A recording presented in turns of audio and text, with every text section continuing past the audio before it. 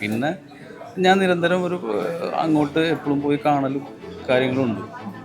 പിന്നെ പല പല പിന്നെ അറിയാലോ പല കാര്യങ്ങളുണ്ട്. അത് റിവീൽ ചെയ്യാൻ അതിൻ്റെതായ സമയങ്ങൾ വരുമ്പോൾ പല കാരണങ്ങൾ എന്തെങ്കിലും വിഷമമുള്ള കാരണങ്ങളാണ്. വിഷമല്ല, അറിയാലോ സിനിമയുടെ സ്വഭാവം അറിയാലോ. പറഞ്ഞ എല്ലാ കാര്യം ഇപ്പൊ തന്നെ ഞാനൊരു സുരേഷ് ഗോപിയുടെ പടത്തിന് വേണ്ടി അതിൽ വെയിറ്റിംഗിലായിരുന്നു, ഈ ഒറ്റക്കൊമ്പൻ എന്ന് പറഞ്ഞ പടം.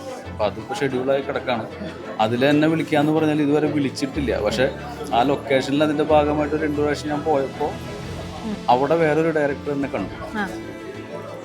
ഇപ്പോൾ ജോണി ആൻഡ് സാറാണ് കണ്ടത്. അപ്പോൾ ആള് പറഞ്ഞു നീ ഓഗസ്റ്റിൽ തന്നെ വിളിക്കണം. അപ്പോൾ നമ്മൾ എന്തിനു വേണ്ടി പോകണോ ചിലപ്പോൾ അതാവില്ല നടക്കുക. അവിടെ നമ്മൾ എത്തിച്ചത് വേറൊരു കാര്യത്തിൻ്റെ ഒരു നിമിത്തമായിട്ടായിരിക്കും. അപ്പോൾ ജോണി സാറിന് ഞാൻ ഓഗസ്റ്റ് 1 വിളിച്ചപ്പോൾ ആള് പറഞ്ഞു 15-ാം തീയതി വിളിക്കാം. ഇപ്പോൾ വിളിച്ചപ്പോൾ പറഞ്ഞു സെപ്റ്റംബറായിട്ട് വിളിച്ചാൽ മതി.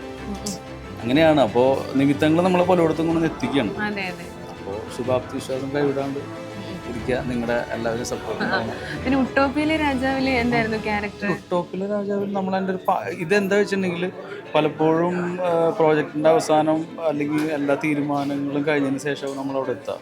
അപ്പോൾ പത്തേമാരിലുണ്ട്, ഉട്ടോപ്പിലെ രാജാവിലുണ്ട്, മംഗ്ലീഷിലുണ്ട്, ഫയർമാനിലുണ്ട്. ഇതൊക്കെ അല്ല തുടക്കം. കാരണം എനിക്ക് എന്താന്ന് വെച്ചിട്ടുണ്ടെങ്കിൽ ഇപ്പോൾ ഓരോ ആർട്ടിസ്റ്റും വരുമ്പോൾ ഇന്ന നടൻ, കെയർ ഓഫ് പ്രൊഡ്യൂസർ അല്ലെങ്കിൽ കെയർ ഓഫ് ക്യാമറാമാൻ, അങ്ങനെ ഒരു കെയർ ഓഫ് ഉണ്ടായിരിക്കും ആ ചാർട്ടിൽ. പക്ഷെ എൻ്റെ ഷാൻ എന്ന് പറഞ്ഞിട്ട് അതിൻ്റെ കെയർ ഓഫ് മമ്മൂക്ക എന്നായിരിക്കും. അതാണ് എനിക്ക് അഭിമാനിക്കാനുള്ള ഘടകം. കാരണം